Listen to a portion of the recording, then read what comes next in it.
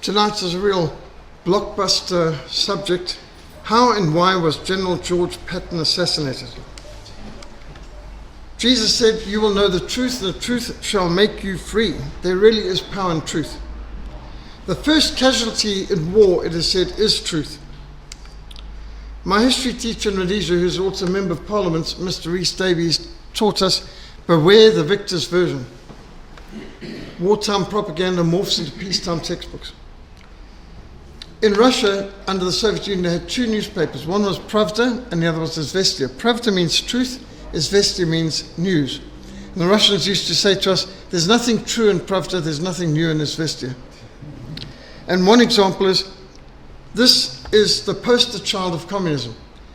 And the headline here in this Pravda was, "Thank you, Comrade Stalin, for my happy childhood." Now this girl might well have had a happy childhood because her mother and father were Communist Party members in the Politburo. But within 6 months of this picture being taken, her father was shot dead and her mother went to a concentration camp in the gulags where she died within a few years of starvation. So this little girl was an orphan within 2 years of thanking Comrade Stalin for her happy childhood. She was the poster child of the communist youth at that time. And that is the way communism is. They end up shooting their own people. Communism is cannibalistic, really. The media is not a reflection of reality. And in case you need some warnings, do you remember when the Charlie Hebdo massacres took place in Paris? And 25 heads of state led 1 million people in the streets of Paris to protest against us. And I looked at this and I thought, what a security nightmare. How on earth did the security manage this? Well, that's just what the pictures were showing. But this is what they didn't show you, is that it's a very small amount of people who are all screened, and there's all the security folks all around. This is a photo op. There might have been 1 million people marching in Paris that day, but these leaders were not leading them. Now here's another picture of Barack Hussein Obama visiting Tanzania. Now, just notice, see how the cameraman's crouching down to give the impression that there's this massive crowd of people, and there's President Obama, unafraid for his life, happily walking in the crowd, shaking hands with everyone, cheerfully. But meanwhile, they're only 3 deep, and everyone's wearing the same outfit, same hats, same flags and all of this, and the security is immediately behind them on all sides. This is a screened group of people. This is a photo op. This is a complete misrepresentation of the position, and it's designed for propaganda. This is a rent-a-crowd. Karl Marx declared the first battlefield is the rewriting of history. And they're not just rewriting history, they're rearranging reality. George Orwell once wrote, "In a time of universal deceit, telling the truth becomes a revolutionary act."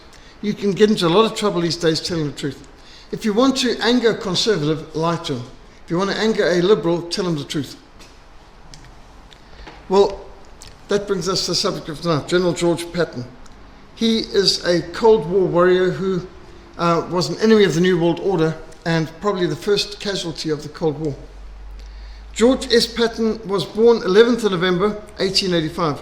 Now, 11th of November wasn't as significant a military date in those days when he was born, but it became so after the First World War. 11th of November is to this day the day for remembering soldiers who've died in the wars, and it's very appropriate that this ultimate warrior was born on 11th of November. He was homeschooled, and that concentrated in classical literature. He didn't particularly like things like science and maths, but he loved history, and especially military history and classical literature, and he's very good at athletics. His whole family was military, going back to the war between the States and the American War of Independence. In 1903, Patton went to Virginia Military Academy, or Virginia Military Institute, VMI as I know it, but I've been here and spoken here too. Their uniforms haven't changed much in the last couple 100 years. And the most famous lecturer and student at VMI was Stonewall Jackson, General Thomas Jackson. And there's a lot of memorials for the war between the states. In fact, Virginia Military Institute students fired some of the first shots of the war. Patton was later admitted to the United States Military Academy at West Point, entering in 1904. The United States Military Academy. In South Africa, ours would be Saldanha, which General Mulder was once command of. You might recall that speech by General MacArthur, Duty, Honour, Country, Well, that's the motto of the academy, duty, honour, country, and that's in the stained glass windows in the chapel, although this would not have been there when Patton was there, because Patton graduated in 1909, but nevertheless he would have known those principles. Duty, honour, country was the whole motto of West Point. And in the United States Military Academy at West Point still is a major place of training of the officers of the next generation. At one time, General Robert E. Lee was the only student who had ever graduated without a single demerit. Interesting, Erwin Rommel is also someone who graduated from his military academy without a single demerit. It's not possible for normal people to graduate from any place without a single demerit, so these must have been extraordinary people, Robert E. Lee and Erwin Rommel. The barracks where they were trained, and again the uniforms have not changed much in the last 300 years. Well, apart from his athletic achievements, Patton was a member of the riding, fencing, rifle and track teams. In 1909 he was commissioned as second lieutenant, which is what we'd call graduation, but from there they have commissioning, in the 15th Cavalry Regiment. His wedding photograph, he didn't seem to smile much for photographs, not even for his wedding picture. Well, in 1912 the Olympics were held in Stockholm, Sweden, and General Patton represented the United States in pentathlon in Stockholm in Sweden in the Olympic Games of 1912. And very different events those days. You look at the people sort of moving around in the track when it comes to Olympics today, and they're all taking selfies and they walk around in tracksuits. Well, people dressed up for the Olympics and they marched in step, and the discipline was quite evident. Well, Patton was part of this here. You can see some pictures like Patton doing the good evening, part of the leaping over the, what do we call this? Hurdles, and fencing. Patton on the far right, involved in the modern pentathlon of the summer, the Olympics in 1912, fencing, and he was very good at that. Pentathlon included the 5 classic military skills: horse riding, running, swimming, marksmanship and fencing. In fencing he came first, in riding third, and he rated overall 5th of the 43 international contestants.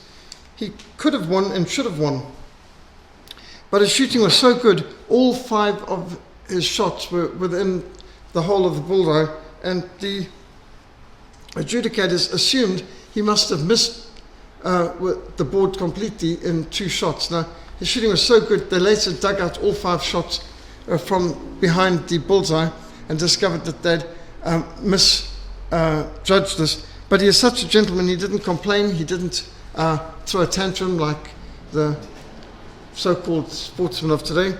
He just accepted it, and that meant he wasn't first, because he counted how you play the game is more important than whether you win or not.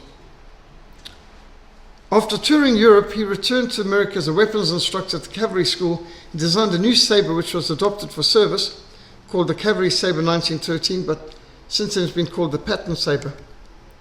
And he did steeplechasing. In 1916 he was posted to Texas and took part in the Mexican War as aide-de-camp to General Pershing. At this time Patton began to wear 2 revolvers on his belt, so like a Western 6-shooter, and these are some of his actual revolvers that he was using during the Mexican War, and they were fighting against the Mexican revolutionary Pancho Villa, who was at one time a friend of Pershing. Here's 1913, Pancho Villa happily meeting with General Pershing at Fort Bliss in Texas, and it doesn't look like they're that awkward about being together. But Pershing was tasked with the assignment of hunting down Pancho Villa, which he failed to do. But the Americans marched a lot of kilometers or miles, failing to find Pancho Villa. And Patton is here as part of the staff of Pershing, and the headquarters in Mexico, the kind of vehicles they were driving around in. Well, on 14th of May 1916, Patton encountered 3 mounted bandits, shot 2 of them dead, and returned to HQ with their bodies draped across the bonds of his car like some trophy. One of the dead bandits turned out to be General Cardenas, who was chief of staff of Pancho Villa. And He could have gotten a big reward, but being a military man, it was not considered that he should get any reward other than a salary. Well, in May 1917, America went to war in Europe, and Patton sailed to France in command of Pershing's headquarters detachment, but requested transfer to a combat post, and he was assigned by Pershing to establish the tank corps. When Patton accepted the posting, he didn't join the tank corps, he was the tank corps. America had no tanks at all, and here's Lieutenant Patton with first of two of these two-man Renault tanks from the French. He learned to operate them, and then he trained other Americans in this totally new martial art. I mean, he had been trained in cavalry riding and sword fighting, and now he's got to train people in tanks. And there was a lot of logistical complications in France. Now a Major, Patton managed to field 144 Renault tanks at the Battle of Saint-Maël, September 1918, which, whether by good intelligence or by sheer luck, coincided with the Germans having a planned withdrawal. They were going to withdraw from the salient to a better prepared front line to consolidate the front line and present less targets to the enemy. You don't want to be able to be fired at from three directions. So the Americans advanced at the very time that the German units were withdrawing, and therefore they were able to make a big propaganda thing that they'd gained so much territory and had the enemy on the run and all that, which wasn't true, but it made great propaganda. So American troops went into battle in the forest of Argonne in these Renault FT-17 tanks, and Patton was a key part of this, leading the tank corps.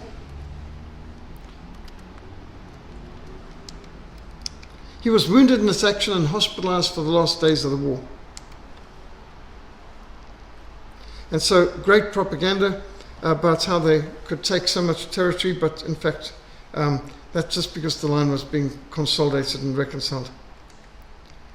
As a temporary colonel at Camp Meade in 1919, immediately after the war, between the war years, Patton continued to pioneer tank warfare in the American Army, and in doing so, he learnt from Erwin Rommel, whose books became the textbooks.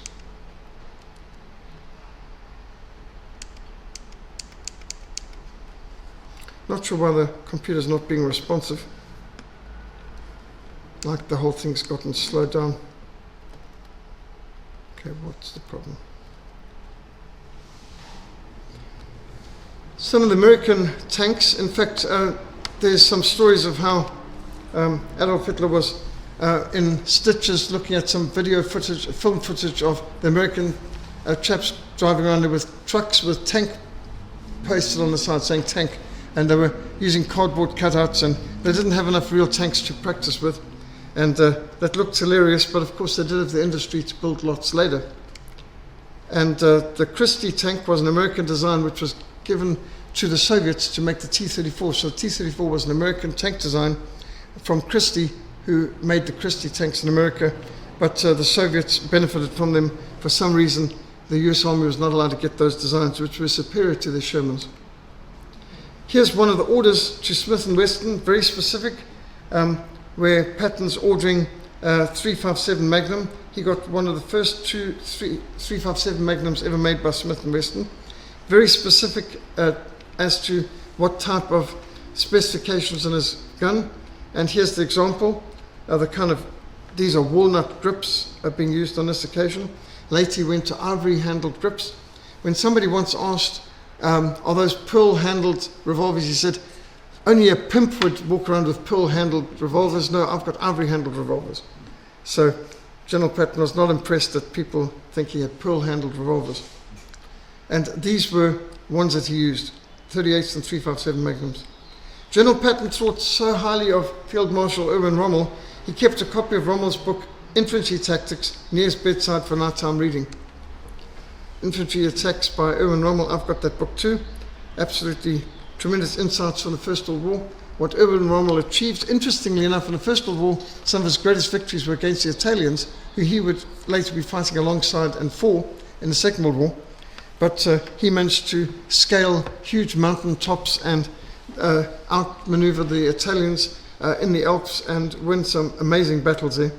Erwin Rommel wore out younger men half his age in skiing, back when you didn't have ski lifts, when you had to hike up the mountain before skiing down, and he had the men giving up after 4 skiing times up there, and his officers all couldn't go any further, but the older man was pushing him over and over. Erwin Rommel made the comment, sweat saves blood, blood saves lives, and brain saves both.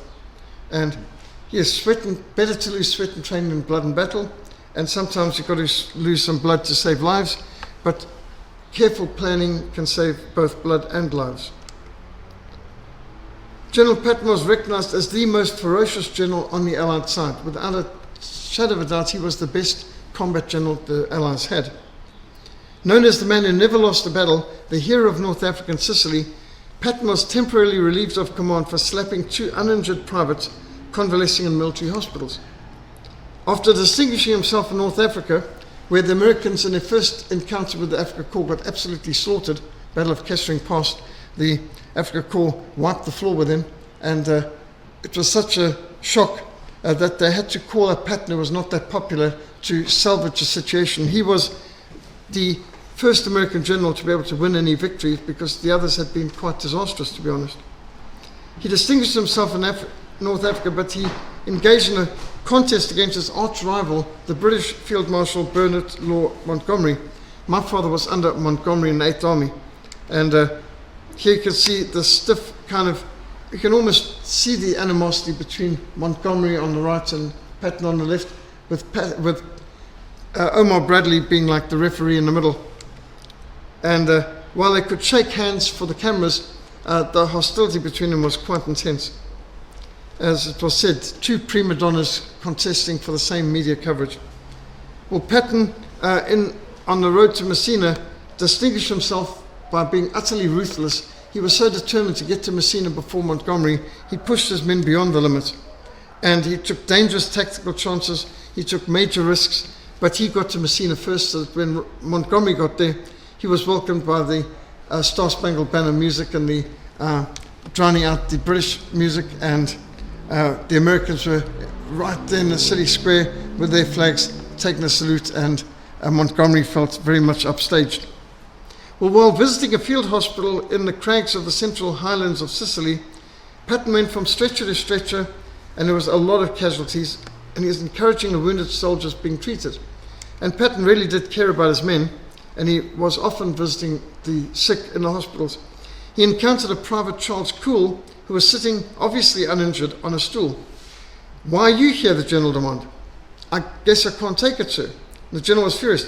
"You coward," he bellowed. "Leave this tent at once." And as Cool remained motionless, unresponsive to the general, he slapped him across the face with his gloves, and he then lifted the man off the stool by the collar of his uniform, shoved him towards the exit, kicked him in the rear, said, "You hear me, you yellow bastard, you're going back to the front."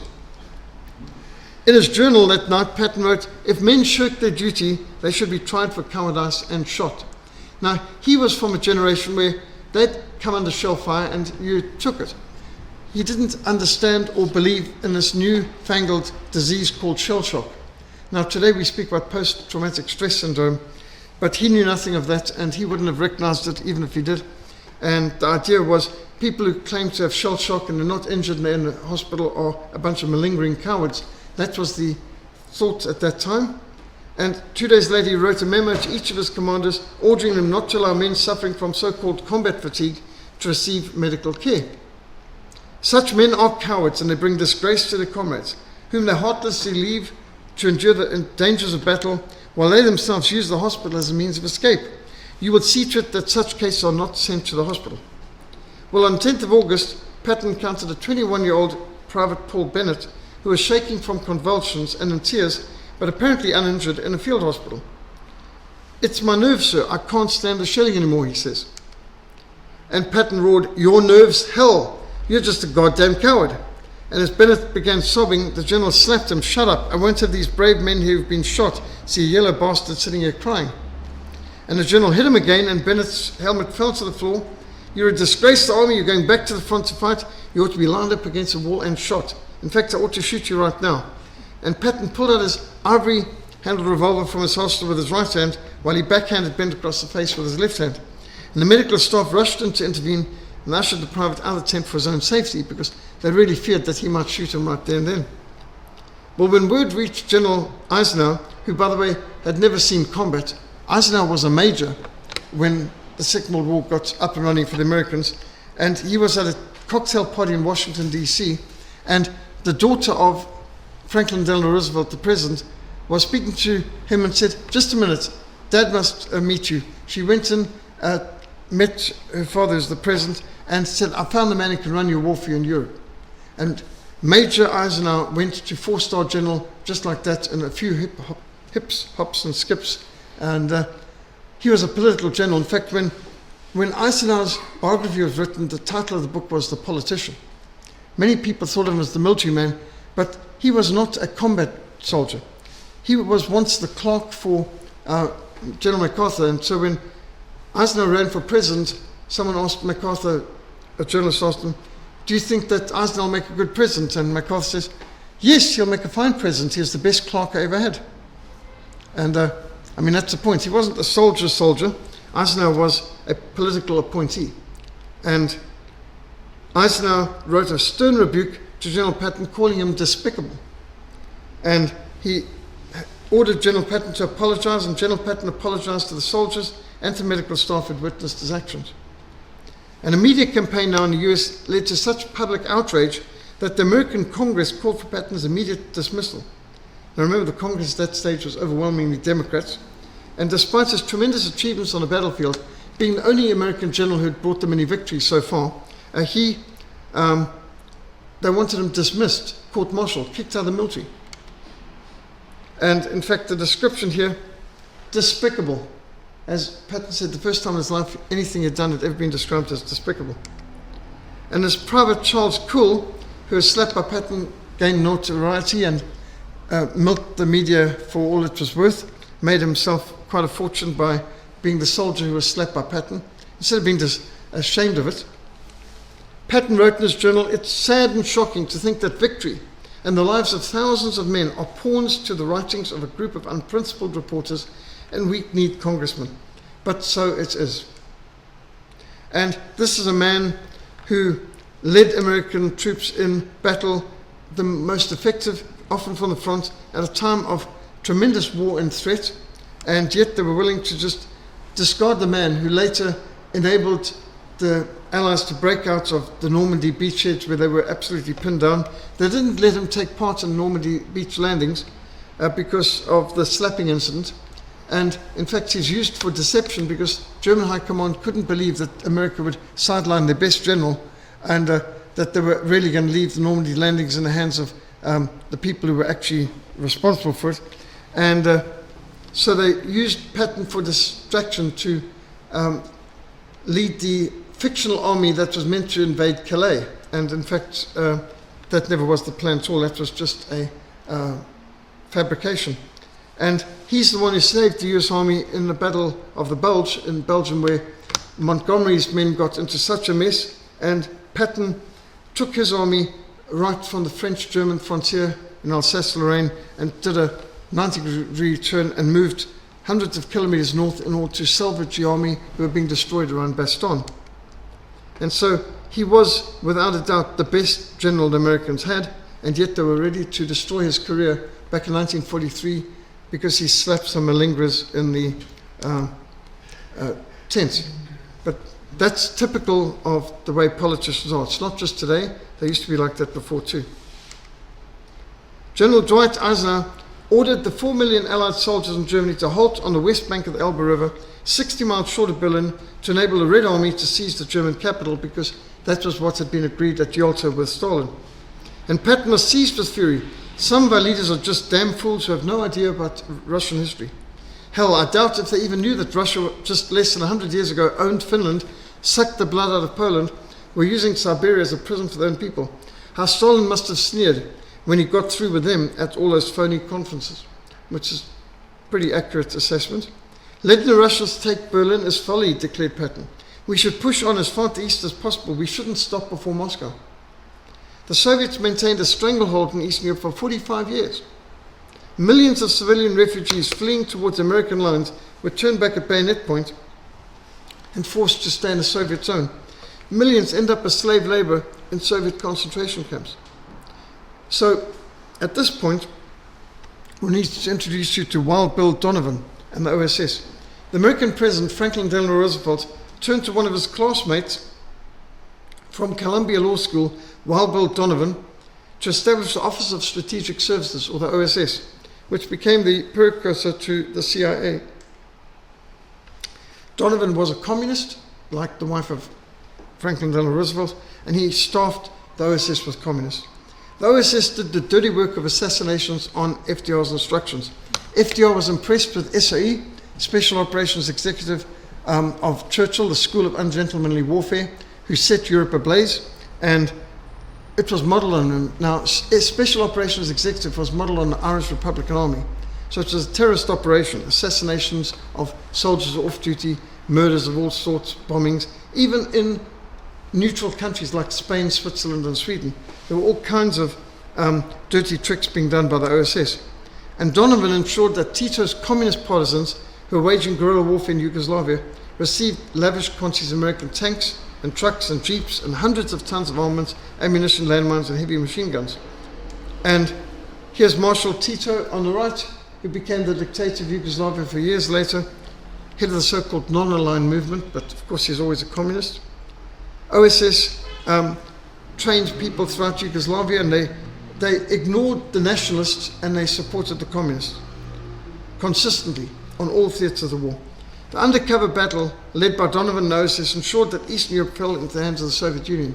They continually supported Soviet-inclined communist partisans to the detriment of others. General Walter Bedell Smith wrote to Winston Churchill that Donovan was out of control with a predilection for political intrigue. Donovan reported only to the President of the United States. He wasn't answerable to the high command of the US Army. And the OSS was such a band that here they are like, is this Tonto and the Lone Ranger wearing these black masks, but I suppose anonymity. They might have worn uniforms for the pictures, but they didn't wear uniforms in the field. They were effectively terrorists or guerrillas, saboteurs. And the OSS was basically a dictatorship, and they did some training in uniform, but by the time they got to the field, they were not wearing these masks, they weren't wearing uniforms either. And Donovan's here in the middle with his people, preparing them to go and help the communists in China, the communists in Yugoslavia, wherever they're communists, they were helping them. The Special Operations Executive of the British committed 16,000 sabotage and assassination attacks during the Second World War. Bombs and landmines and derailing trains and so on. OSS only did 12,000 terrorist actions, so not quite as much as the SOE. But together they did far more terrorist actions than Hamas and PLO and ZANU, ZAPU, SWAPO, ANC combined. If you take all the terrorists we've faced in our lifetime, they couldn't compare to the amount of destruction, death, and murder and mayhem done by SOE for Britain or OSS for America during the Second World War. They really pioneered terrorism and gave the example. And after the Second World War, OSS turned into the CIA. And Donovan had no moral or ethical qualms about dealing with communists. He channeled millions of dollars to the Chinese communists of Mao Zedong to fight against America's official ally, Nationalist China under General Chiang Kai-shek. And they did a lot of work in China. They equipped the Chinese guerrillas of Mao Zedong. And Donovan had a secret slush fund, which he didn't have to account for. Congress provided, but he was not answerable to anyone for how he used it. And he could use it the way he liked without any regard to legality or oversight. The money was meant to cover far-flung spy and sabotage operations throughout Europe and Asia, and under the authority of FDR, Wild Bill ordered many political assassinations. Well, on the 17th of April, Patton's single-engined L-5 Sentinel propeller plane was attacked head-on by a Spitfire bearing British Royal Air Force markings. Now, despite Patton's L-5 being an unarmed staff plane with plainly American markings, you can tell that is an American staff plane, the Spitfire fired its whole 9 yards. The whole 9 yards is all the ammunition it had in the wings. 9 yards of ammunition, traces flying past the sides of Patton's aircraft as the pilot took evasive action. Despite the maneuvers, the British fighter plane crashed into ground, and the general was nagged by a question: was the Spitfire attack an accident or was it a deliberate assassination attempt? The next question is, who? Did the Royal Air Force try to assassinate him? Was this an MI5 op or SOE? Or was it the Soviet operation? Because Britain gave 1,000 Spitfires to the Soviet Union, and it would have been very easy for them to paint it in Royal Air Force markings. And Britain also gave 3,300 Hurricane fighters to the Soviets. So yes, it could have been a Soviet NKVD operation, but it might have been MI6 operation too, planned by SOE to assassinate General Patton. And Patton wrote, "Let us keep our boots polished, our bayonets sharpened, and present a picture of force and strength to the Soviets. This is the only language they understand and respect. If you fail to do this, I would say to you that we have lost the war." Even the British Field Marshal Montgomery agreed with Patton's assessment and ordered his troops to stack the Wehrmacht rifles in the prison camps in such a way that they could be easily distributed should the British and Germans need to defend themselves against a Soviet attack. Army intelligence warned General Patton his life was in danger from the NKVD, which later became the KGB. Marshal Stalin ordered Patton to be assassinated, highest priority for the NKVD. General Patton opposed the official American policy of forcing millions of former German soldiers to be sent as slave laborers to Russia. These men should be used to rebuild their own country, Patton said. The entire country had been bombed into rubble. And yet, German prisoners of war were being treated badly, not in accordance with the Geneva Convention, and the roads, the bridges, the plumbing systems all need to be rebuilt. 63 cities in Germany had been bombed into rubble. 2 million civilian deaths as a result of the Royal Air Force and US Army Air Forces bombings, 1,000 bomber raids, incinerations, collateral damage, saturation bombing of cities. This, by the way, is Lübeck, and Mrs. Scarborough was married in the ruins of this cathedral that's seen here, which was still in ruins in the 1950s when she was married. Multiplied millions of people were without homes, and Patton said, "The Germans are the only decent people left in Europe. It's a choice between them and the Russians, and I prefer the Germans," he insisted. General Robert E. Lee, another graduate of West Point, said, "Any army that wages war against defenseless civilians, no matter what its excuse, is no army, but barbarians unworthy of the name Christian." Now he's referring to General Grant's Feds, the Union force in America, who waged war against the civilians in South of America, such as the Sherman's march through Georgia, which was basic terrorism. They just burned churches, they murdered civilians, horrific abuse. But what he said about the Union forces, the Yankees, would be just as true about what the Allies did in the Second World War as well. Waging war against civilians is terrorism. General Marshall ordered that Patton's phones be tapped, and he requested a psychoanalyst from the Navy's medical corps to observe General Patton. And Eisenhower wrote scathingly of Patton, regarding him as loose cannon because he distrusted the Soviets. Why would you distrust the people who've killed hundreds of millions of their own people?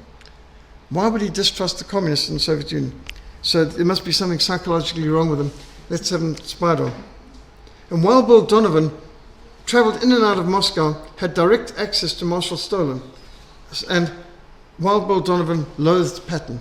So no Soviet in the Politburo could just walk into Stalin's office unannounced or without an invitation.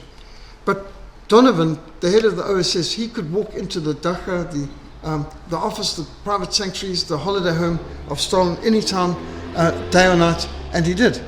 So isn't it interesting that he had better access, the head of the American OSS had better access than the head of the NKVD or the chief of the Soviet Army or any member of the Politburo or General Zhukov. The OSS and NKVD cooperated and exchanged information. They helped one another in espionage projects, including spying on General Patton. They cooperated in this. OSS agent Duncan Lee was assigned to spy on General Patton when he was military governor of the US occupation zone in southern Germany, Bavaria. He provided regular reports on Patton's movements. He recorded his office through wiretaps and his phone. Now, Duncan Chaplain Lee was the confidential assistant to Major General William Donovan, the founder and director of OSS, basically his number two man. Duncan Lee was proven to be a double agent, also working with the Soviet spy agency, the NKVD. Duncan Lee provided the Soviets with advance warning of the D-Day landings and exact location of atomic bomb research in the United States. So when President Truman decided to impress Stalin at Potsdam with, "We've developed a nuclear bomb," Stalin could say, "I know all about it," and trumped the American president right there. Duncan Lee was later summoned before the House Un-American Activities Committee, and Elizabeth Bennett, who used to be a Soviet spy, she identified Duncan Lee, who's giving her the evil eye. You can see him staring without any love or appreciation to her from behind. And she identified him. He was a Soviet agent all the way along. So the number 2 man in the OSS was a straightforward NKVD agent, although I don't know that his boss was any better. And they could be calling him a very principled boy in his biography. And here's his ID card from aiding the Chinese communists. Now, Stefan Bandera is a hero in Ukraine. And Stefan Bandera defected to the Americans and informed the US Army Counterintelligence Corps, Stefan Skubik, that the Soviet High Command has been ordered by Marshal Stalin to kill US Army General George Patton. And Bandera was the deadly enemy of Stalin and Lenin.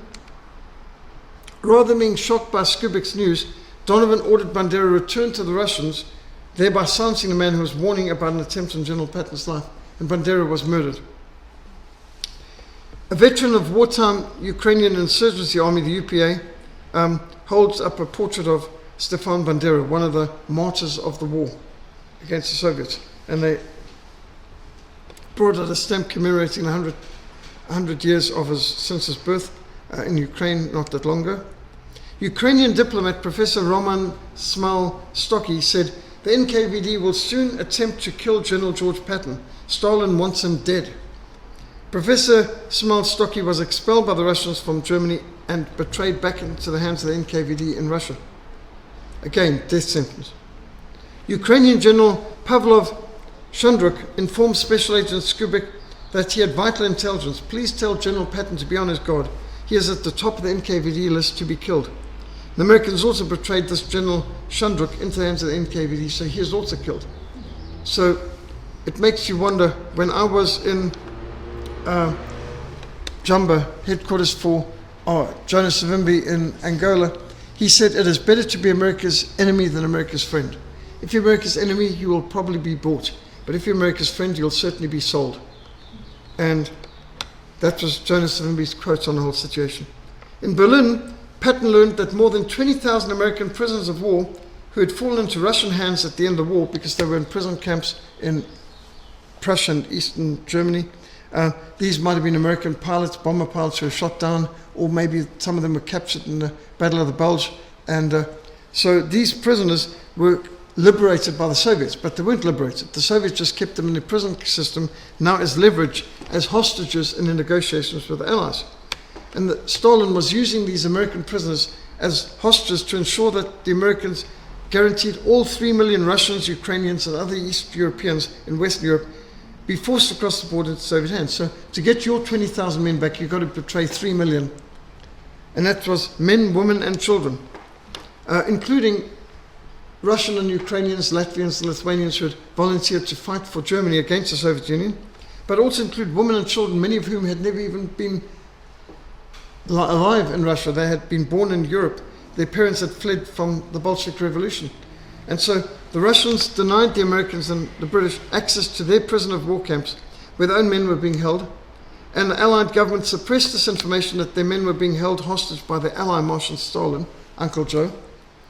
And some of the Russians captured, and every Russian soldier who was captured as a prisoner of war was considered a traitor by the Soviet Union. The death penalty was given to any Russian soldier who had surrendered. And therefore, when they came back, they weren't treated as returning veterans or heroes. They were either shot out of hand, which most of them were, or they were shipped off to Siberia to work as slave labor in the concentration camps. All 3 million Russians and Ukrainians in Western Europe were betrayed into the hands of the Soviets. Operation Keelhaul, they called it. And absolutely shocking, this was suppressed for 30 years. I remember reading the story, The Last Secret, or it isn't The Last Secret, that said in 1975, when Operation Keelhaul was declassified and released. Well, General Patton knew about all this, and he insulted Soviet Marshal Zhukov, and Patton publicly stated the Soviets were the real enemy. Patton became convinced the only way he could speak freely about these issues was to resign from the military. Not retire, but resign. So I can go home and say what I have to say. He saw his battlefield as changing.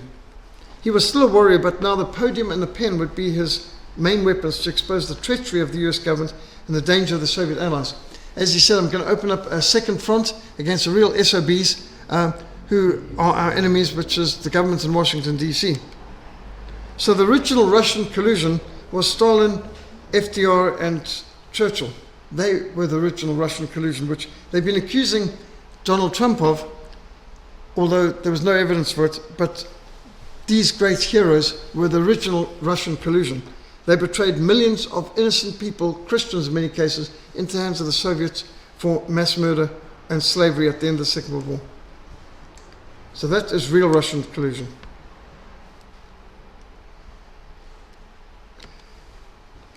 With 18 divisions and more than 500,000 men under arms in the Third Army, this was the largest US fighting force in history. And Patton was convinced he could have freed all of Eastern Europe if Eisenhower had not halted his supplies and fuel. In fact, he was liberating Czechoslovakia. People are welcoming him and, we're free. And then he was ordered to withdraw and hand him back to the Soviets. So much for the poor freedom that the Czechoslovaks were being given by the Third Army. Stalin gets you. And at the end of World War II, America's top military leader, Combat General George Patton, accurately assessed the shift in the balance of world power which the war produced. He foresaw the enormous danger of communist aggression against the West.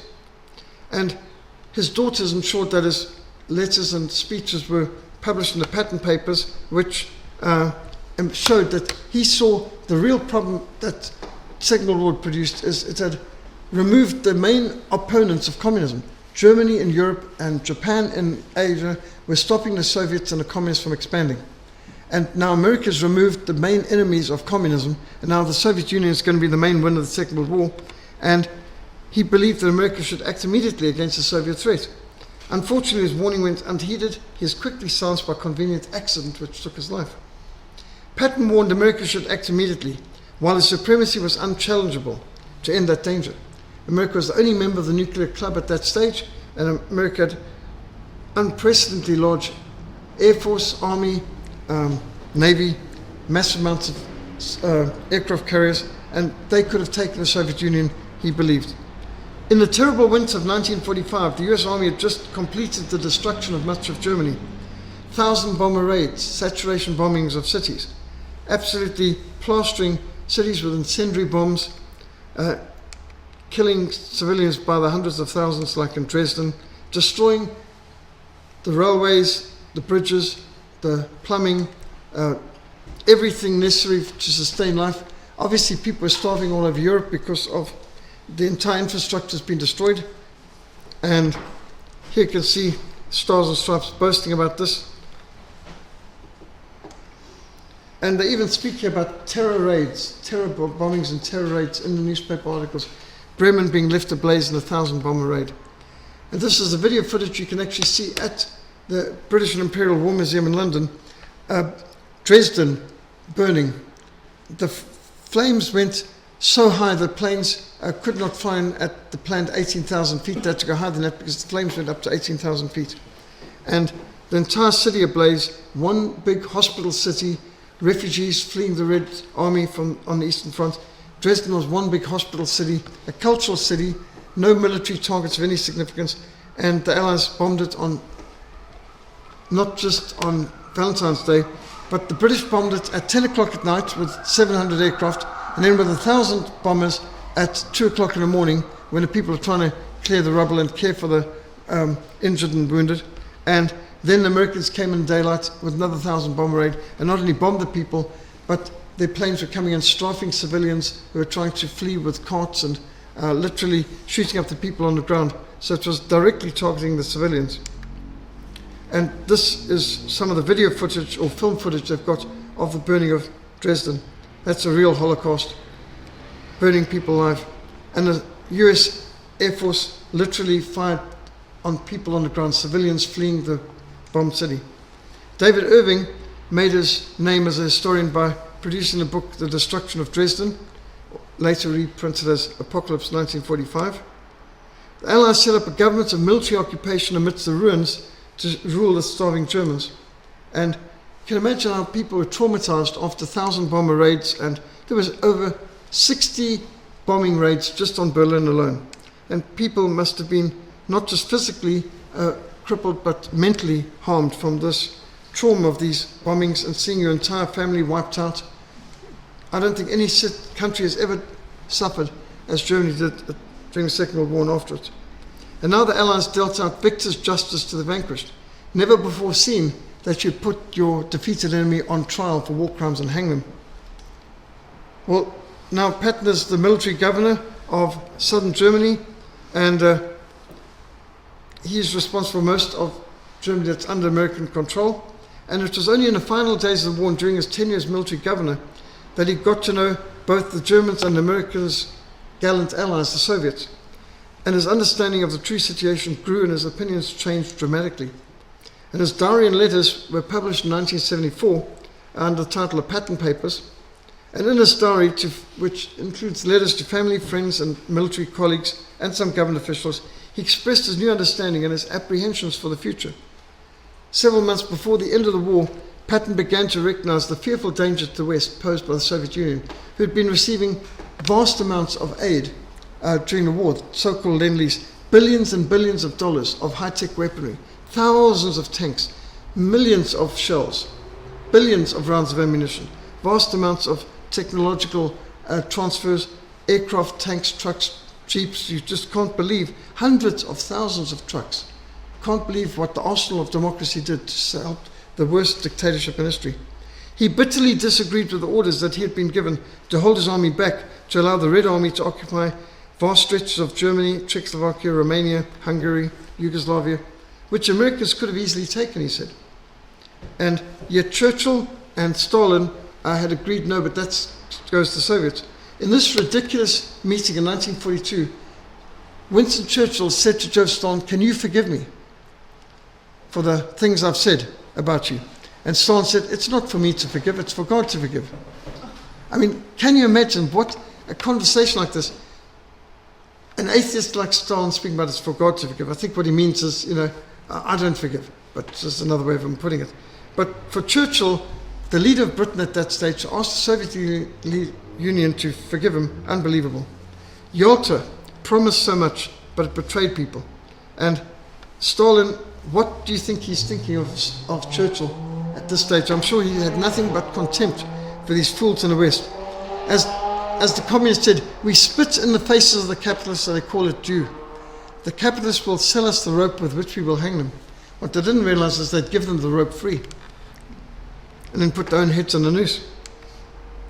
United we are strong, united we will win. Look how the Soviets' flag's right there, next to nationalist China, America, Britain, Norway.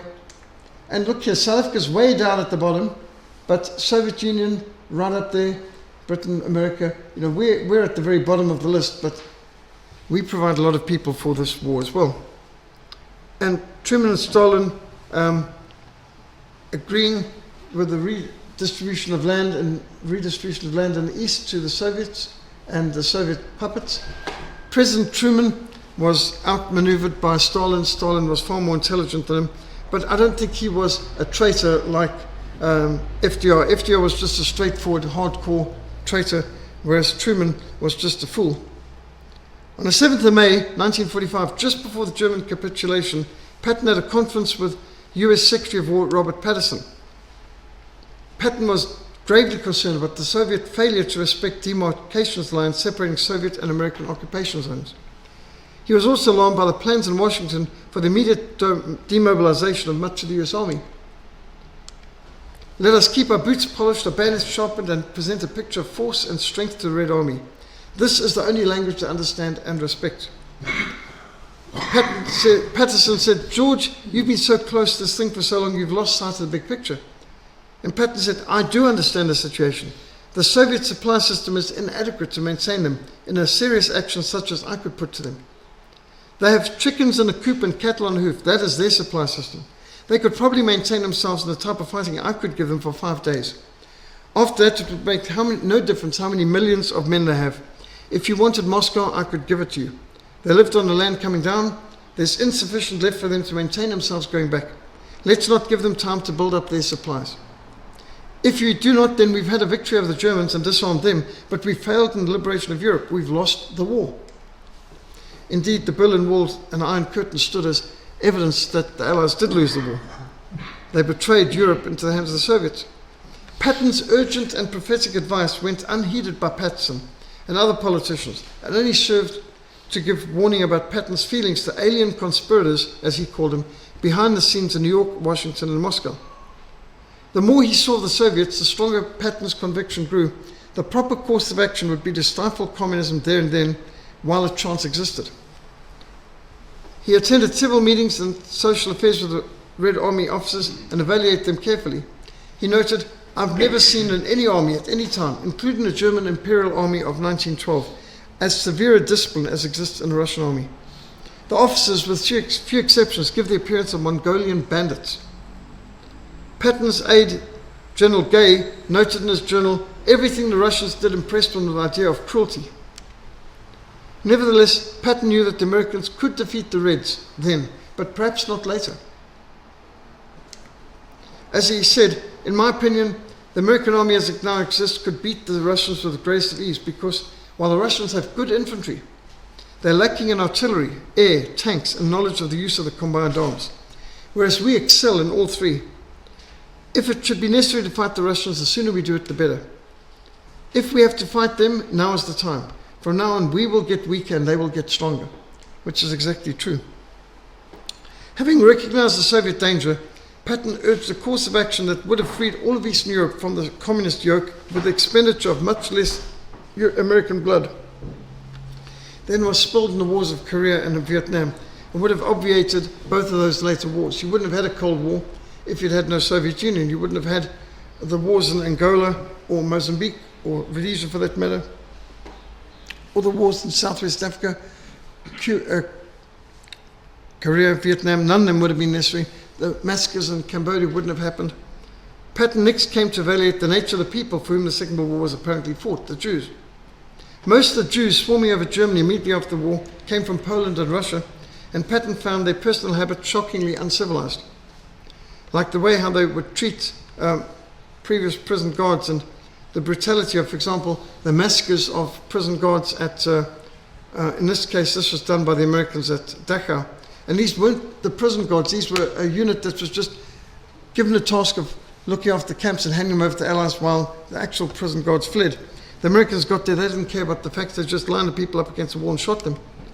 And this kind of savagery that Patton witnessed, he was disgusted by the behavior in the camps for displaced persons, or DPs, which the Americans built for them, even more disgusted by the way they behaved when they were housed in German hospitals and private homes.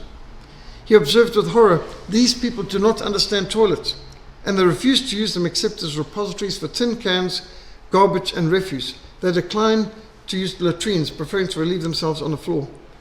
He said, although room existed, the Jews were crowded together to an appalling extent. In every room there's a pile of garbage in one corner, which is also used as a latrine. The Jews were only forced to desist from their nastiness and clean up their mess by the threat of the butt ends of our rifles. However, it's my personal opinion that this too is a lost tribe. I know the term the lost tribes of Israel applies to the tribes who disappeared, not the tribe of Judah from which the current SOBs are descended. But it's my personal opinion this too is a lost tribe. They're lost to all decency. And Patton's initial impressions of the Jews was not improved when he attended a Jewish religious service at Eisenhower's insistence. His journal entry reads, "This happened to be the feast of Yom Kippur, so they were all collected in a large wooden building which they called a synagogue. It behooved General Eisenhower to make a speech to them. We entered the synagogue, which was packed with the greatest stinking bunch of humanity I've ever seen. When we got halfway through, the head rabbi, who was dressed in a fur hat similar to that worn by Henry VIII, and a surplice heavily embroidered, very filthy, came down and met the general. The smell was so terrible that I almost fainted. Actually, about 3 hours later, I lost my lunch as a result of remembering it."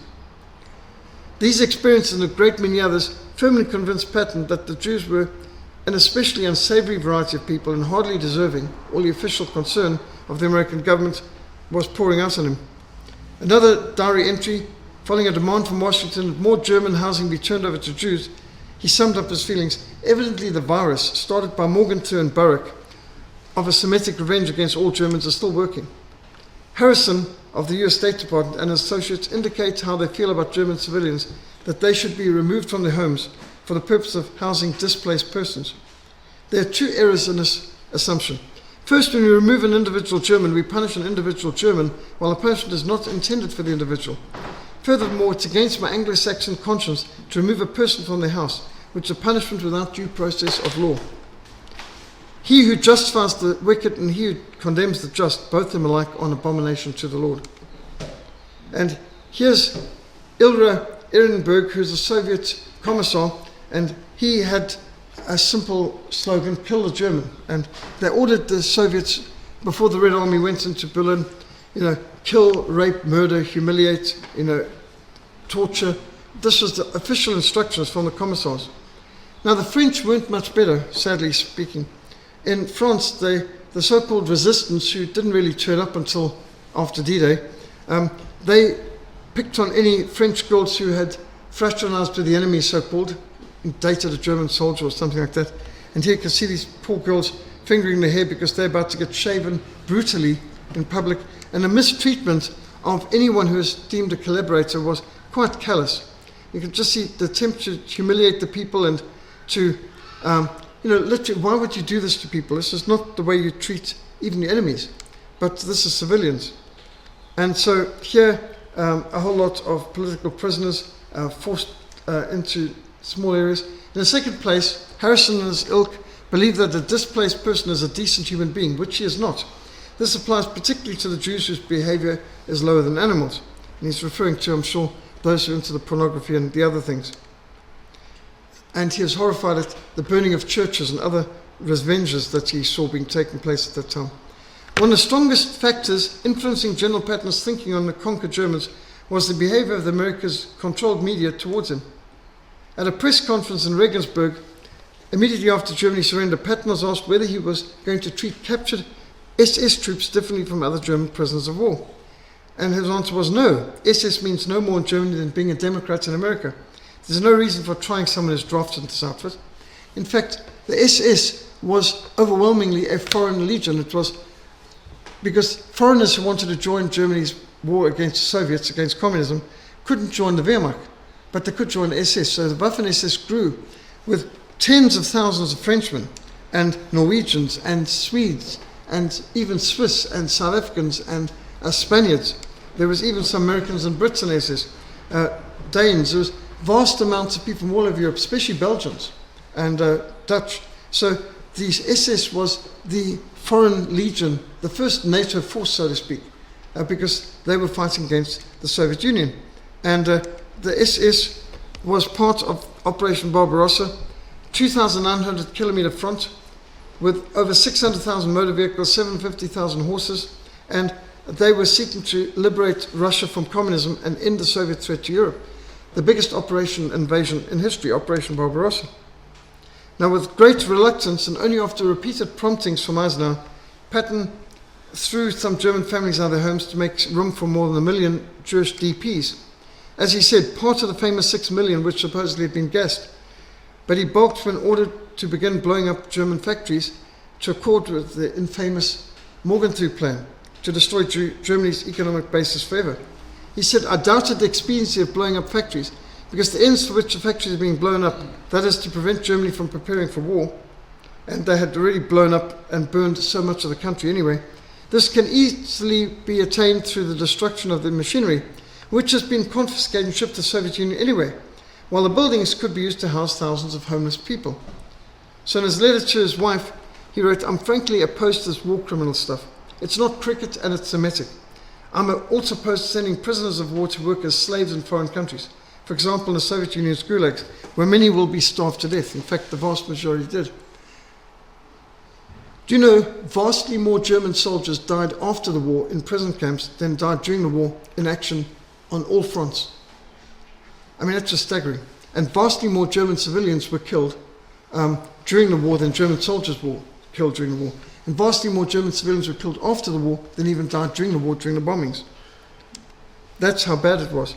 And 15 million Germans were kicked out of their homes and forcibly repatriated, the biggest forced removals in history. expelled from different parts of Russia, some even expelled to Kazakhstan, I see, and from Romania, from Hungary, from Czechoslovakia, from all over, and vast amounts of Germans in East Prussia, where they'd lived for centuries, forced out to give that to Poland because Russia was stealing a third of Poland, and to house the Polish people, they had to steal a third of Germany, or Prussia, I should say. And German refugees fleeing the Red Army, of course, when they got to American lines, they only turned back anyway. But the amount of people fleeing what they knew would be a fate worse than death at the hands of the Red Army. And so the attempt to flee, the depopulation and the forced removals were shocking. Nearly half of these refugees died due to cold starvation disease. It was the worst winter in memory, the winter of 1945. And labor camps in the Soviet Union, there were tens of thousands of people dying every week in these concentration camps in the Soviet Union. 50 million people died in the Soviet gulags, according to Alexander Solzhenitsyn's estimations. And you can see women forced to dig canals by hand and being used like mules to pull these ferries, not ferries, what do we call these? Barges, the barges along the canals. Men being forced to go into the salt mines, and just look at the weight of those wheelbarrows and look at the incline, going up an incline at that steepness with wheelbarrows that heavy. Can you imagine? Men, women, forced to be slaves in Stalin's concentration camps, in the Arctic hellholes of the Gulag.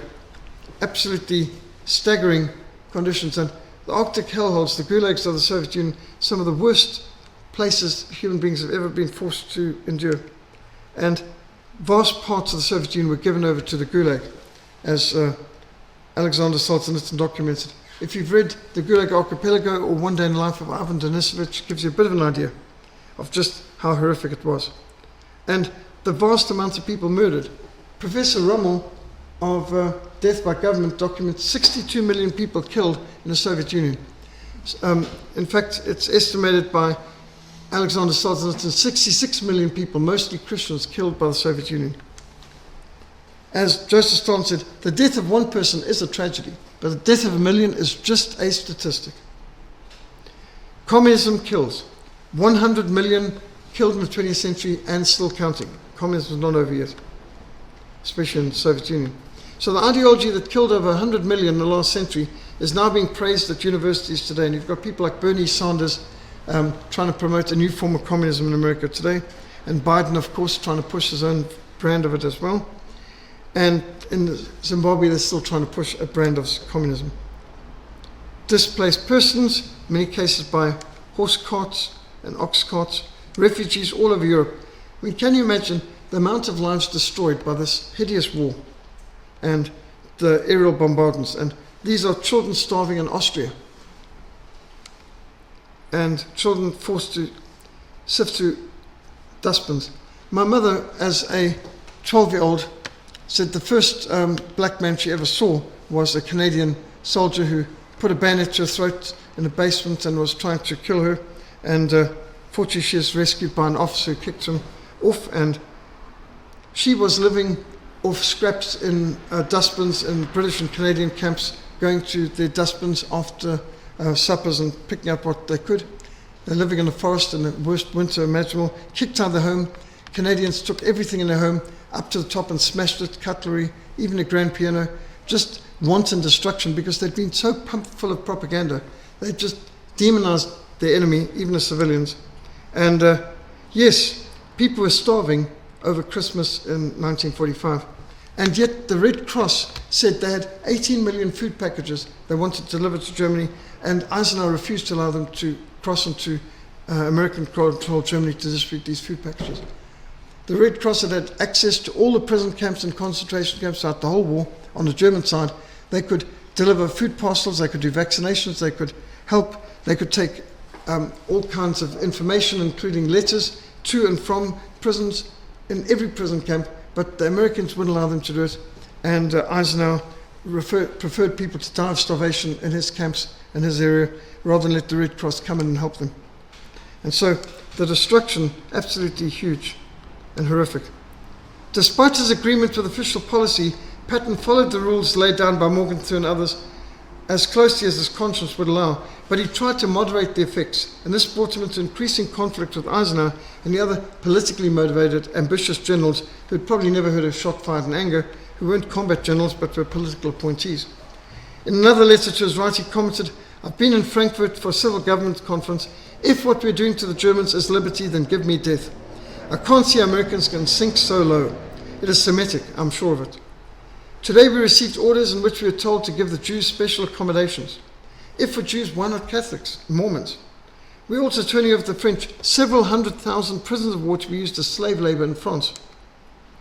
I recall that we fought the American War of Independence in defense of the rights of man, and the Civil War apparently to abolish slavery. Now we've gone back on both principles. We're going back to slavery, and we're not respecting the rights of man. It is an abomination for kings to commit wickedness, for a throne is established by righteousness." His duties as military governor took Patton to all parts of Germany, and he was intimately acquainted with the German people and their condition. He couldn't help but compare them to the French, the Italians, the Belgians, and even the British. This comparison gradually forced Patton to the conclusion that World War II had been fought against the wrong people.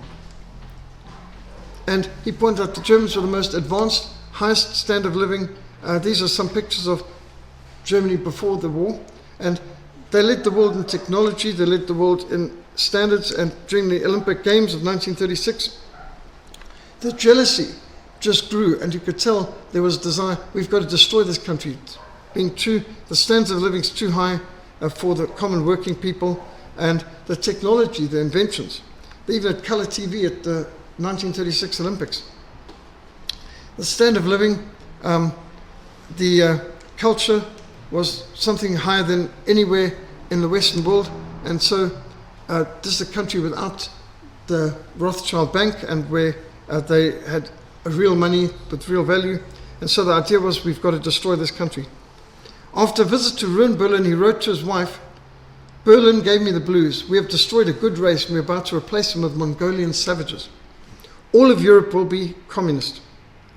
And these are just some pictures taken by the air by the US Air Force of Berlin, 1945.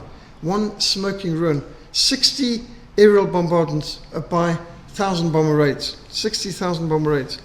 No city in history has been subject to this sort of thing. All the men were slave laborers in the Gulag or in France, and so the old people had to rebuild the city, brick by brick. It said that for the first week after they took Berlin, all the men who ran were shot, and those who didn't run were raped. I could have taken Berlin instead of the Soviets had I been allowed to.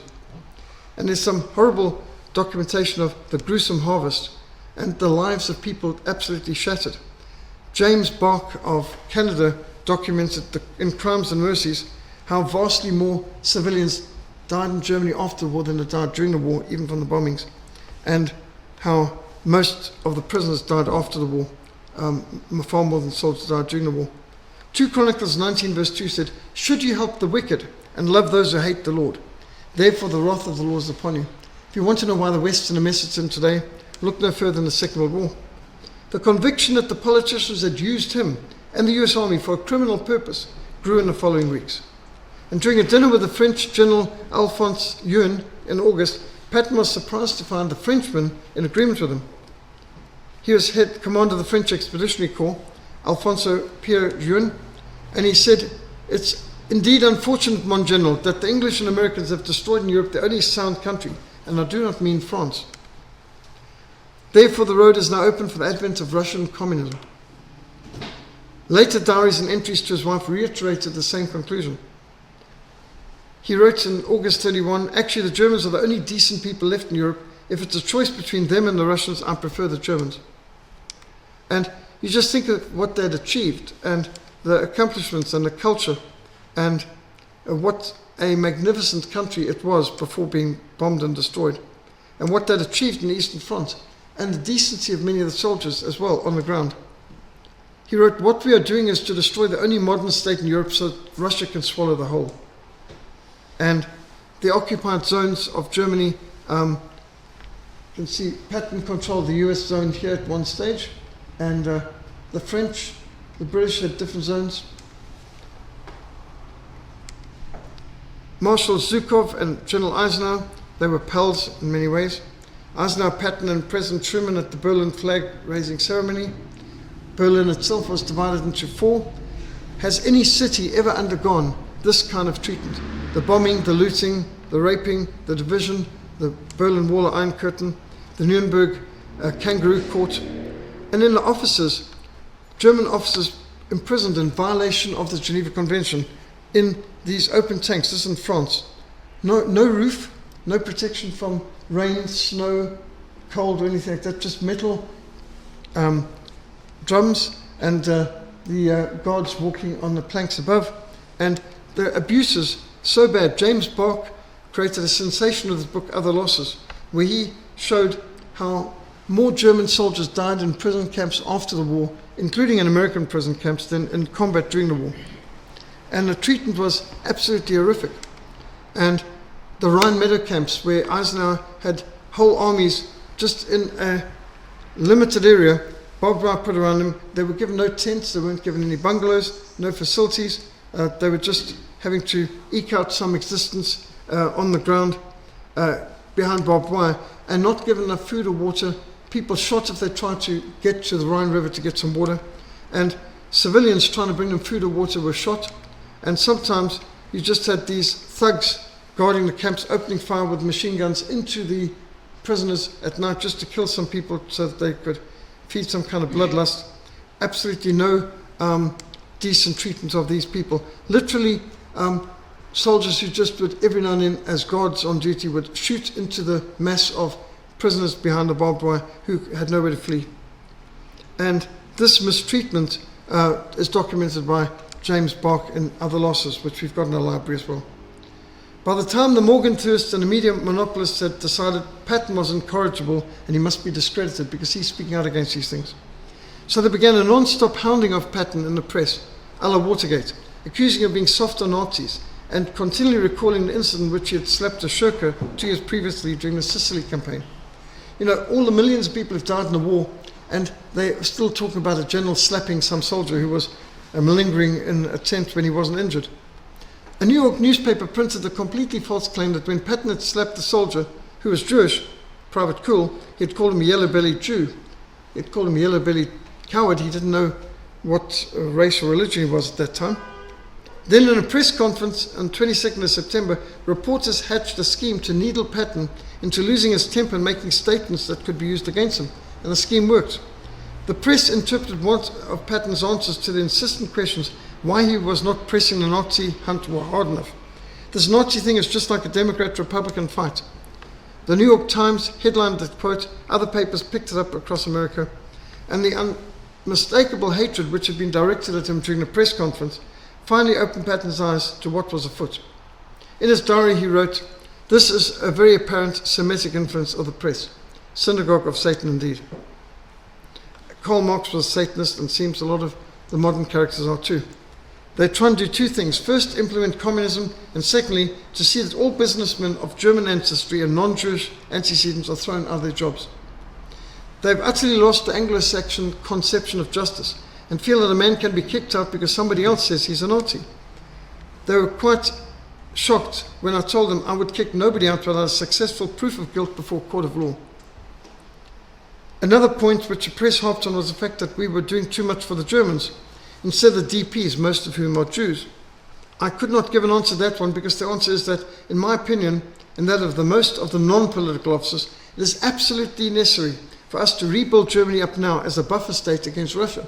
Well, Germany always was the protection against the East to protect Europe from its Eastern enemies, and now they've removed the strongest buffer, and of course Austria was the protection against the Turks for many centuries. In fact, I'm afraid we've waited too long, he says. I'll probably be in the headlines before you get this. Unless we restore Germany, we will ensure that communism will take America. Eisenhower responded immediately to the press outcry against Patton and made the decision to relieve him of his duties. Effectively, Patton was sacked from being head of the Third Army and kicked upstairs as the commander of the 15th Army, which didn't exist. 15th Army was not even 50 people. 15th Army was basically a record facility for writing a history. And Patton indicated to his wife he wasn't actually unhappy with his new assignment. He said, I would like it much better than being a sort of executioner to the best race in Europe. He wrote a long letter to General Hubbard in the United States, condemning the Morgenthau policy and blaming Eisenhower's behavior in the face of Jewish demands, the strong pro-Soviet bias in the press, the politicization, corruption, degradation, demoralization of the US Army, which these things are causing. He saw the demoralization of the American Army as a deliberate goal of America's enemies. I've been just as furious as you at the compilation of lies which the communist and Semitic elements of our government have leveled against me and practically every other commander. And Patton and Omar Bradley, Patton and Truman, Eisenhower, and Omar Bradley putting a bronze cluster on the lapel of Lieutenant General Patton. 22nd of October, he wrote a long letter back to General Hubbard saying that this policy is demoralizing the army. And Henry Morgenthau was Secretary of the Treasury, top advisor to President Roosevelt, formulator of the notorious Morgenthau plan to destroy Germany, to cripple Germany, to kill millions of people. Morgenthau was the author of the infamous Morgenthau plan to wipe out the German people by mass starvation, which they almost did 1945 to 1950.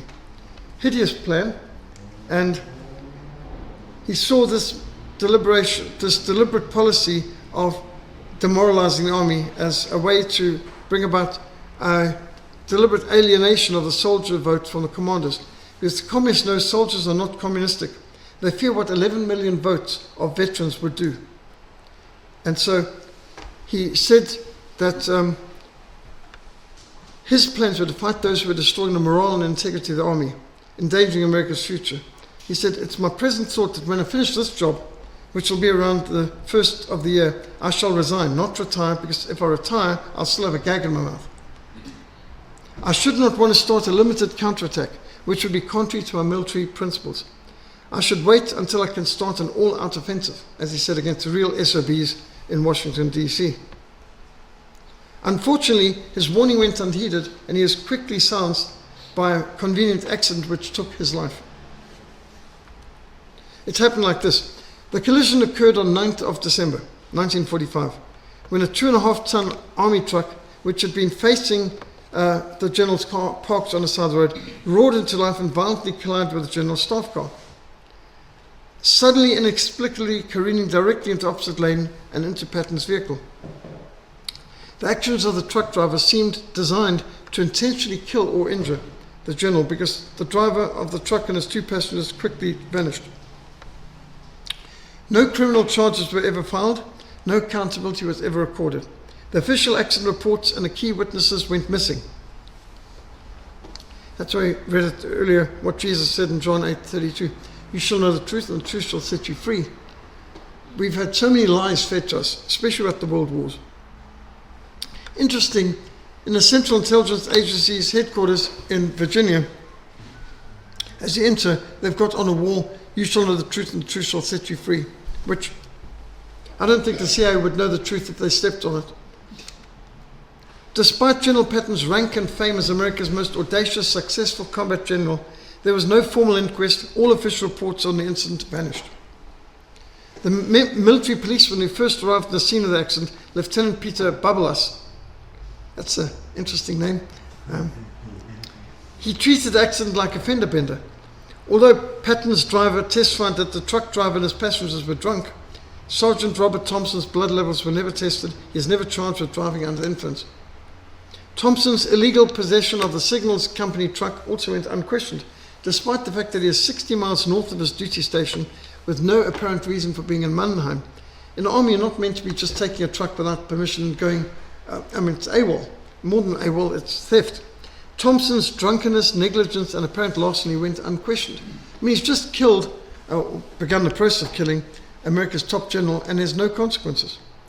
Numerous investigations and authors have attempted to find the official accident reports, unsuccessfully.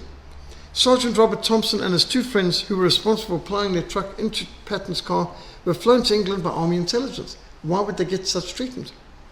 However, just 4 days after the collision, Thompson mysteriously reappeared in Germany, where he spoke to an American journalist. And he claimed he was alone in the truck when it struck Patton's car. But both General Hobart Gay and Private Horace Woodring, the driver, swear that there were 2 other people in the truck with Thompson. Private Horace Woodring, a 19-year-old son of a dairy farm in Kentucky, grew up racing cars and flying stunt planes, and Patton spoke highly of him as his trusted driver. Now, Woodring was driving just 20 miles an hour when Robert Thompson swerved the military truck hard to the left, driving his vehicle directly into the path of Patton's Cadillac. There was no turning on the road in the direction he was pointing his vehicle. He didn't signal before taking action, so the action seemed deliberate. His nose, the nose of General Patton broke. He felt a sharp pain in the back of his neck, no sensation in his lower body, and instantly General Patton knew he was paralyzed. He was the only person injured in the collision. General Patton was paralyzed in his vehicle accident 9th of December in 1945 at 11:45 a.m. He arrived at the U.S. Army Hospital in Heidelberg almost an hour later. There was no medical staff waiting at the hospital to rush Patton's surgery, no team of spinal specialists assembled to deal with a life-threatening traumatic injury. But 2 days later, his wife Beatrice and a spinal cord specialist arrived to be at his side. He's from a very wealthy family and they had connections. The doctors were confident the general would survive his injuries and might be able to regain some mobility. They were also convinced he'd be able to travel soon. General Patton urged his wife to get him out of the hospital. "They're going to kill me here," he said. Now, she thought he was just being irascible, typical the way he was, but it all took on a greater significance later. There was no autopsy. He didn't recover. On 21st December 1945, General Patton's body was wheeled down to the makeshift morgue in the hospital basement, announced to the journalists that General Patton had died, even though it was expected by the specialists he was going to survive. No autopsy, and although Beatrice wanted him buried at West Point, the army insisted he must be buried in Luxembourg. Neither General Dwight Eisenhower nor President Harry Truman attended the military funeral for General George Patton, America's most famous, most decorated and accomplished combat general. In fact, there's not that many people in his service. There's a lot of empty pew space here. So this is America's most famous general's funeral in Luxembourg. And where's the American High Command? Where's the American President? In fact, even his grave is very humble. It's very simple. It doesn't say much. George S. Patton Jr., General, 3rd Army, California, December the 21st, 1945. That's it. General Patton had made many enemies, high-ranking enemies, in Moscow, Berlin, London, Washington, D.C. And his fiery determination to speak the truth had made many powerful men squirm, not only during the war but after the war. His public statements praising the German army for their matchless skills as fighting men, the best army in the world, and criticizing the Soviet Union as the real enemy of freedom, led some to see Patton as a threat to the New World Order. He didn't accept this demonizing of his enemy or of hero-worshipping the Soviet allies. The Red Army might have had propaganda on their side, but he knew them as a bunch of savages. In fact, in Berlin, the statue to the unknown soldier for the Red Army soldier is to this day still known as the statue of the unknown, the memorial to the unknown rapist. And that's the way they look at the Red Army. The Soviet Army killed more people than any other forces in the Second World War than in all the 20th century. More Christians have been killed by the communists in the Soviet Union than by all other forces combined in the 20th century. And remember, more Christians have died in the 20th century than all previous 19th centuries combined. Communism has been the greatest taker of life in the 20th century by a long shot. And the rise of the Soviet Union, well, it started off with the First World War, 1917, and then we can see the main gains, Second World War, getting to the top, and then 1909, the collapse of communism.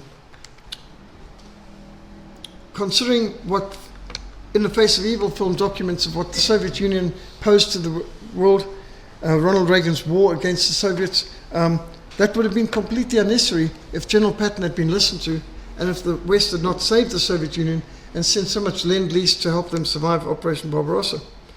The agenda films also document well how communism is taking over the world in the West, and even though people have rejected communism in the East, what we have gone through as a result of this hideous policy of FDR and Churchill in the Second World War. While they promised them liberty, they themselves are slaves of corruption. From the beginning, many did not believe that Patton's death was accidental. He had already survived several remarkable accidents, including when his personal aircraft had almost been shot down by a British Spitfire April 1945 in a plainly unarmed American officer's plane, the L-5 Sentinel. Was this MI6 and the RAF, or was this the NKVD and the Soviets in those Spitfires? Sergeant Robert Thompson's military records were burned in 1973 when a fire swept through the National Personnel Record Center in St. Louis, Missouri, destroying 18 million official military personnel records. Lieutenant Bubler's accident report also vanished. A 1953 request for a copy of the report received the official response noting report of investigation is not on file. Casualty branch has no papers on file regarding the accident. There's no information on the accident in Patton's aide General Hobart Gay's personnel file. The report organized by General Godfrey Keyes, Commander of the 7th Army, also went missing.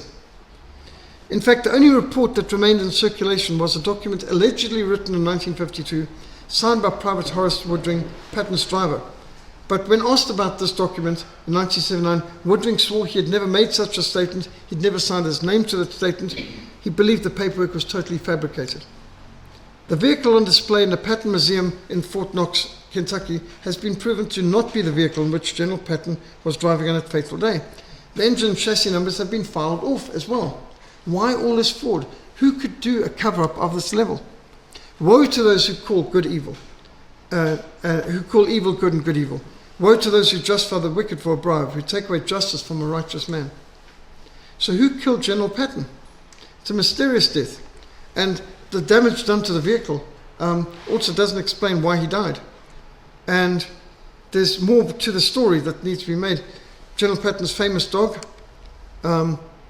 who's even included in some monuments to him, so General Patton's gravesite. By the way, the army would not allow his wife to be buried next to him, so family friends organized that her ashes be scattered around his grave. And so General Patton's dog's part of his monument in California. In 1979, OSS agent Major Douglas Bazata asserted he had been part of the hit team that was tasked to assassinate General Patton. Now, he didn't say this in an interview with some magazine. He said this at a get-together of hundreds of CIA and OSS veterans, JEDBers from the Second World War in Washington, D.C. And Major Douglas Bazata asserts in this public meeting in Washington, D.C., to his peers, I killed General Patton. And he was believed by almost all of his contemporaries. He said he had fired a low-velocity projectile on the back of the general's neck in order to snap it and cause him paralysis. When Patton failed to die and was showing signs of recovery, he was murdered in a hospital by Soviet NKVD agents who injected him with a poison. Bazata swore that Wild Bill Donovan, head of the Officer Secret Service, paid him $10,000 and gave another $800 in expenses for his role in organizing Patton's death. And what he had organized was, it was just after railway stopping, so the railway crossing, level crossing, the vehicle had to stop. And so it had to be quite slow from that point, and the truck was parked at the other side, and so they knew it was in a narrow area, there's nowhere where the car could go, and the truck had a very specific place it had to connect, and Bazata had made sure that the window was down and could not be raised on the general side, and then he was hidden behind a pile of bricks in Mannheim, and he fired this projectile through the open window to crack the neck of the general, not enough to break the skin, not enough to cause bleeding, but enough to cause the damage that it would break his neck. Now, they thought he might die from that, and when he didn't die from that in the hospital, then they organized for the NKVD to come in and inject him with poison. So Douglas Bazata had been awarded the Distinguished Service Cross, 4 Purple Hearts, and Francis Coeur de Guerre with 2 palms. Later hired to work for the US government as Special Assistant to the Secretary of the Navy. OSS agent Douglas Bazata wrote of his meeting at Claridge's Hotel, London, with Wild Bill Donovan. Douglas, I do indeed have a problem. It is the extreme disobedience of General George Patton and of his very serious disregard for orders for the common cause. Shall I kill him, sir? Bazata asked. Yes, Douglas, you must do exactly what you must. And this comes out of the book Target Patton, which has documented the plot to assassinate General Patton. A lot of the information in this presentation comes from that book. William Colby, a former OSS agent who went on to become head of the CIA, praised Bazata in his 1978 book, Honorable Men, just a year before Bazata went public about the fact that I was part of the hit team to kill General Patton. And the fact is, he was believed by his contemporaries who'd gone through the war, who'd also served under Donovan. And so the CIA headquarters in Virginia is also known as the Cloud. And some have come to recognize General Patton as the first casualty of the Cold War. Patton's insights and convictions were considered a threat to the New World disorder. We must hate evil, love good, and establish justice in the gate.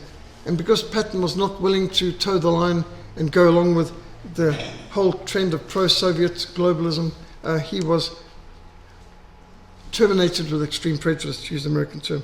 There's a book on Patton, first victim of the Cold War, Silence Patton, which came out in 2015. There's a film out on General Patton as well. Here's some of his quotes. "We herd sheep, we drive cattle, we lead people. Lead me, follow me, or get out of my way." If everyone is thinking alike, someone isn't thinking. A friend said to me recently, he spent a few years in Canada, and he said he's so disturbed. He said it's frightening. If you go to any braai in South Africa, if you've got 20 people, you've got 20 opinions. In Canada, if you've got 20 or 40 people, you still have only one opinion. He said, in Canada, it's frightening. Nobody thinks outside the box. They're all just repeating what the government-controlled media say. Another quote on marriage. "When a man gets married, he must be just as careful to keep his wife's love as he was to get it. It would be very sad for both of them if he said to himself, now that I have you, I don't need to worry about losing you. Don't do that ever." Politicians are the lowest form of life on earth. Liberal Democrats are the lowest form of politicians. You see why he's not exactly popular? It seems to me that certain of the fatalistic teachings of Muhammad and the utter degradation of women is the outstanding cause of the arrested development of the Arab. He's exactly as he was around the year 700, while we have kept on developing. A good plan, violently executed now, is better than a perfect plan executed next week. And Patton film came out in 1970. No bastard ever won a war by dying for his country. He won it by making the other poor dumb bastard die for his country. That quote was on a billboard in my 6th South African Infantry Battalion training around our parade ground. And so we saw that quote every day for months. And somebody really liked General Patton. There was others. Better to lose sweat and training than blood and battle, and so on. The test of success is not what you do when you're on top. Success is how high you bounce when you hit bottom. Moral courage is the most valuable and usually the most absent characteristic in men. It's one thing to be physically courageous. I've heard Colonel Breitenbach say that too. Many people can be physically courageous, but they're moral cowards. He said it's important to be morally courageous, to be willing to stand up against a high command and say you're wrong. But General Patton certainly did, and which Colonel Breitenbach did too. No sane man is unafraid in battle, but discipline produces in him a sort of vicarious courage. Accept the challenges so that you can feel the exhilaration of victory. We promised the Europeans freedom. It would be worse than dishonorable not to see that they have it. This might mean war with the Russians, but what of it? If we have to fight them, now is the time. From now on, we will get weaker and they will get stronger. America was at maximum mobilization in 1945. That was the time to fight the Soviets, not to let everyone go home first. Patton was a genius of war. He stands out as someone who went beyond knowing how to win battles tactically, but philosophically he held the attitude of a leader. But he was a straight talker who couldn't play the political game, and he paid a high price for it. General Patton was a prophetic voice during crucial moments of American history, offering a warning that had otherwise been silenced. You might be interested in the prayer that General Patton had printed up, prayer that was organized by his chaplain before the Battle of the Bulge. Almighty and most merciful Father, we humbly beseech Thee of Thy great goodness to restrain these immoderate rains with which we have had to contend. Grant us fair weather for battle. Graciously hearken to us as soldiers who call upon Thee, that armed with Thy power we may advance from victory to victory and crush the oppression and wickedness of our enemies and establish Thy justice amongst men and nations. I remember we had a practice in the South African Army of the officer commanding printing out a card with scripture on it before any cross-border operation. And remember we had be strong, my son. A soldier in active duty doesn't want to wants to please his commanding officer, does not get involved in the affairs of civilian life. That was on the card that was distributed to us up at 6 at one time. So this is a good tradition he started, printing a prayer and distributing it to his men.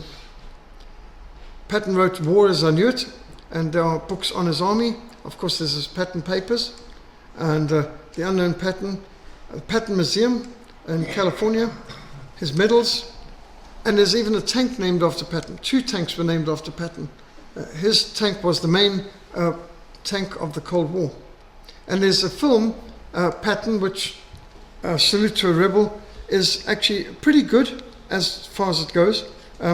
It doesn't dare touch any of the controversies I've brought up now, but in fact it ends the film before his assassination and makes an allusion to it in a fraudulent way by having him escape a runaway vehicle that almost crushes him as he's walking the road, and he walks off into the fields saying, that would be a terrible way to end a career of a warrior, to a car accident. So that's about it in the film. The film kind of skirts over those issues, but a very well made classic. Target Patton by Robert Wilcox is the best expose I've read on the plot to assassinate General Patton. Not as effective as Bill O'Reilly's Killing Patton on the strange death of World War II's most audacious general. This is a bit of it tries to avoid connecting the dots. It doesn't want to accuse the people responsible. And then the Silenced Patton film was fairly good. I thought it could have been a lot better, exposing the fact that he spoke his mind and therefore he was silenced. Pat Buchanan's book, Churchill, Hitler and the Unnecessary War, is another exceptionally good book that makes sense out of a senseless war. Hess, Hitler and Churchill, The Real Turning Point of the Second World War, by Peter Padfield, is another excellent book that helps one make sense of the treachery of the Second World War. Max Hastings' book, The Secret War, forces you to rewrite every history book in the world because it shows the war from the perspective of the spies, the ciphers, the guerrillas, and the fact that the Allies had complete knowledge of the German and Japanese orders before, and orders of battle before any action. So the fact that they'd cracked the codes and the Enigma code been cracked, and the GCHQ school and cipher war in Bletchley Park, all that was done.